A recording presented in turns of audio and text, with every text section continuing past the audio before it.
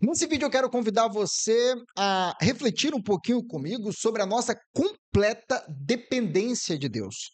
Nós dependemos de Deus no passado para sermos salvos. Se o Senhor não tivesse agido em nosso favor, nós jamais conseguiríamos salvar a nós mesmos. Sim, isso aí é óbvio. Mas também dependemos de Deus no presente para não cairmos. Precisamos de Deus para não nos afastar da fé, para não nos desviarmos da vontade dele, e é sobre isso que eu quero falar com você um pouquinho hoje. Seja muito bem-vindo ao Devocional Diário. Todos os dias, um vídeo curto, uma rápida meditação para que a sua alma seja regada com a palavra de Deus. E se você é novo por aqui, curta esse vídeo, inscreva-se no canal e considere também ativar as notificações, porque, como eu falei, todos os dias tem devocional, tem material bíblico aqui para abençoar a sua vida. Então vamos lá, porque hoje a meditação está lá no livro dos Salmos. O texto que me motivou a falar isso com você hoje foi o Salmo de número 124. Eu trato aqui do Salmo quase inteiro, tem mais 2 versículos, mas assim, eu acho que esses 6 versículos aqui, eles resumem bem o que eu quero falar. Vamos nessa então. Do que está sendo, qual que é o conteúdo do Salmo, qual que é o contexto aqui?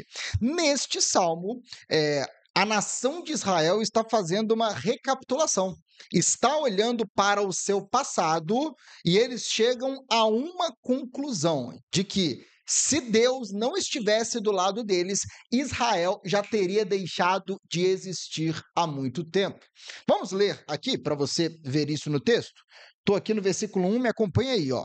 Se o Senhor não estivesse do nosso lado, que Israel o repita, perceba a ênfase aqui, ó. Se o Senhor não estivesse do nosso lado, quando os inimigos nos atacaram, eles já nos teriam engolido vivos quando se enfureceram contra nós. As águas nos teriam arrastado e as torrentes nos teriam afogado. Sim, as águas violentas nos teriam afogado.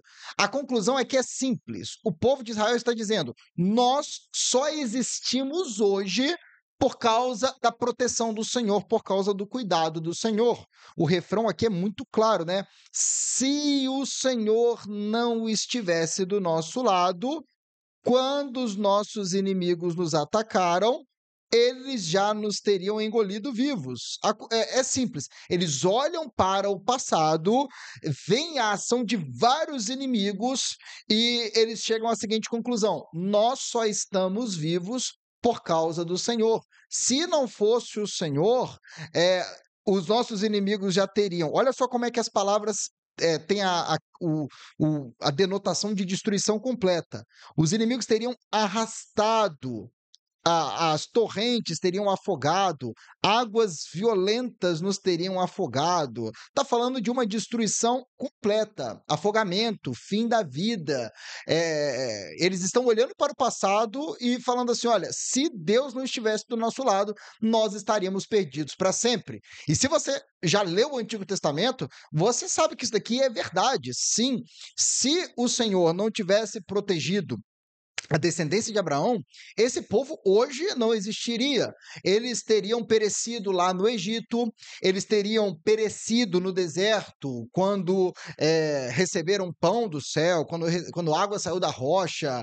Deus cuidou quando eles entraram na terra e os moabitas, os outros povos lutaram contra este povo. As nações vizinhas de Israel várias vezes militaram contra este povo, assírios, babilônios.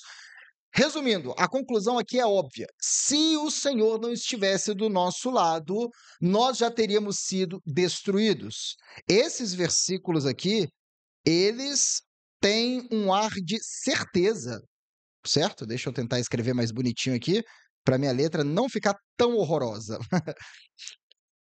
Existe um ar aqui de certeza, é um fato, não tem como discutir isso. Se o Senhor não estivesse do nosso lado, nós teríamos sido destruídos. E quando essa certeza enche o coração do povo, o resultado aqui, se você olhar, eu vou grifar até de outra cor, o resultado é louvor. Bendito seja o Senhor que não nos entregou para sermos dilacerados pelos dentes dele. Deus protegeu o povo de inimigos que eram mais poderosos do que o povo. Louvado seja Deus por isso.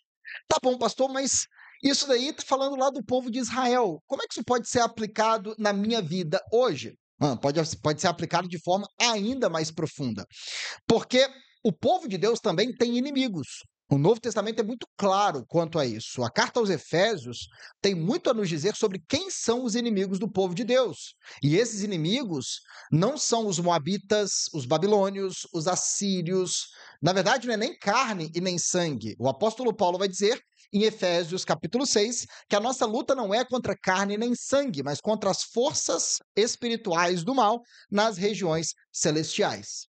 Mas Efésios 2, e eu vou colocar até a referência aqui, e eu recomendo que ao final desse vídeo você leia pelo menos os primeiros versículos ali de Efésios 2, se eu não me engano, Efésios capítulo 2, versículos 1, 2 e 3. Efésios 2 vai mostrar que nós, hoje, cristãos, temos pelo menos 3 inimigos. O primeiro destes inimigos que o texto lá mostra é, obviamente, Satanás. Deixa eu tentar fazer uma letrinha aqui, gente, que não fique uma coisa tão feia, né? Vamos lá. Satanás. O segundo inimigo é o mundo. E o terceiro inimigo é a carne. A gente precisa explicar cada um desses termos aqui. Primeiro, Satanás. Acho que é o termo mais fácil de ser explicado. Sim, a serpente, que desde o jardim milita contra o Senhor, quer levar a humanidade para longe de Deus, quer fazer com que a humanidade, junto com ela, junto com a serpente, se rebele contra o Senhor. Satanás vai fazer de tudo para que você não seja um homem de Deus, uma mulher de Deus, um adorador de Jesus Cristo, alguém guiado pelo Espírito Santo de Deus. Ele vai fazer de tudo para esmagar a sua fé. Eu lembro do episódio lá que Jesus vira para Pedro e fala assim: Pedro, Pedro, Satanás pediu para te peneirar como trigo. Quando nós peneiramos, a gente quer separar coisas, né? A gente quer que alguma coisa fique ali. E o que Satanás quer pegar da vida de uma pessoa ao sacudir a vida dessa pessoa? Não é dinheiro, não é saúde, ele quer a fé dessa pessoa. Jesus fala assim: mas Pedro, eu roguei por ti para que a tua fé não desfaleça. Então, Satanás, ele tá louco para acabar com a nossa fé.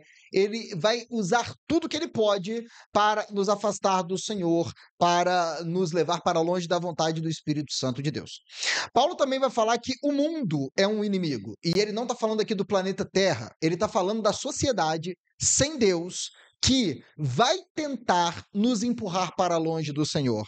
Sim, o mundo que não ama a Deus, a sociedade que não se prostra, não reconhece a grandeza de Jesus Cristo, vai tentar nos moldar, vai tentar nos fazer ser mais um membro da manada que vai na mesma direção, vai tentar nos empurrar para também irmos para longe dos caminhos do Senhor. Você que é cristão, com certeza já experimentou isso. Você é alguém que vive uma vida de santidade, quer agradar a Deus e constantemente é pressionado para deixar de lado a vontade de Deus e fazer o que todo mundo faz. Seja você um jovem, seja você já um homem experiente, uma mulher experiente, todos nós enfrentamos essa pressão. O mundo atua como inimigo. Jesus fala: não se surpreenda se o mundo vos odeia, porque antes odiou a mim. Paulo vai dizer em Romanos capítulo 12: não se amoldem aos padrões desse mundo, a sociedade sem Deus nos pressiona a andar na direção oposta. E Paulo também vai falar da carne, que é um inimigo nosso também. E a carne aqui fala da natureza humana, dos desejos pecaminosos do nosso coração. Você, homem, você, mulher, tem desejos pecaminosos. O seu corpo, e eu não falo aqui somente em conotação sexual, mas eu falo também em ganância, ira, discórdia, as obras da carne.